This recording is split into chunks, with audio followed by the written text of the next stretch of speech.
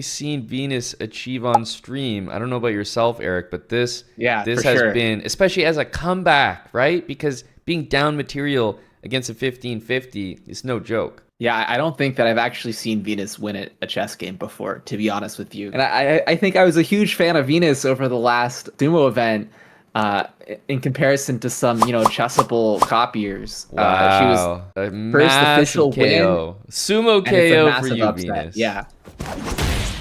Wow. Big Venus with a huge win.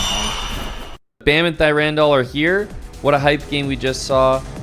Let's get right into it. Bam DZ with the white pieces. Maro has checked in the chat. And Yes. Yeah, I think you didn't Bam happen, DZ Eric, to see the coaching session on stream, did you? I saw the very end of it, and it seemed quite hostile, and I decided that I was going to bring a different energy to my It's really a shame that you commentary didn't see the very today. beginning of it, I think. Really quite a shame. Why is that? I think Yeah, Eric, I think Eric, even yourself, you could have learned something from the examples that Wild Hacks brought to the table. Okay, yeah, I'm not going to go back and check though. So It's almost I'm worth sure it. Yeah, I believe you.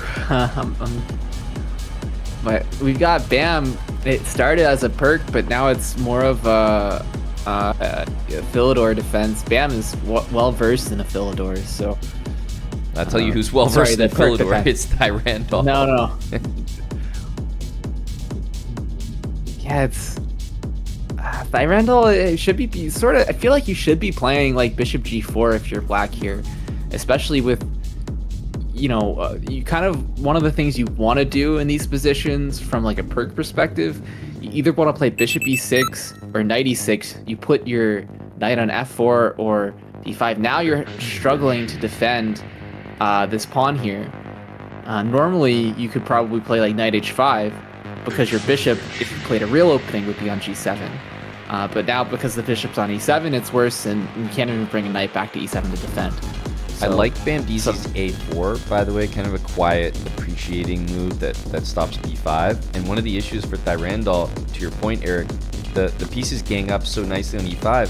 Thyrandol always plays rook E8 and bishop F8, which is a key part of the entire Philidor. And we notably see it absent here, and he's just getting killed in the center. Yeah, I mean, this looks great for... he can definitely hang this piece, white. by the way. Bam he's is so like this is not even just above him, beneath him. This is very on par for Thyrandol. I've seen this before. Bam is very capable of putting this game away, by the way. I mean, we've seen he was one of the guys who gave us some upsets. Now, Queen G6, there's also like all sorts of tactics. If you're almost not worried about that knight on C3 hanging because you almost like intuit that you can get it back. But Really great response here. Yeah, this is, you have to play Queen G3. Bam is definitely capable of forgetting that his knight on C3 is hanging. So, wait, impressive find. And that queen starts to kind of be low on squares. Okay, so I don't know exactly. There's some pawns to collect, but in general, I think Bam's done the right thing. He's stabilized the knight on D4. He didn't want any like mishaps, so he's definitely kept his piece, which I like. Yeah, and he's getting in there. A5 is loose. The rook is loose. But just be careful. There's some issues here, perhaps with F2.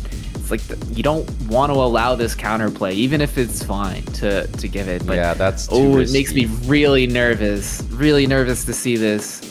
F2 getting dropped could be really bad.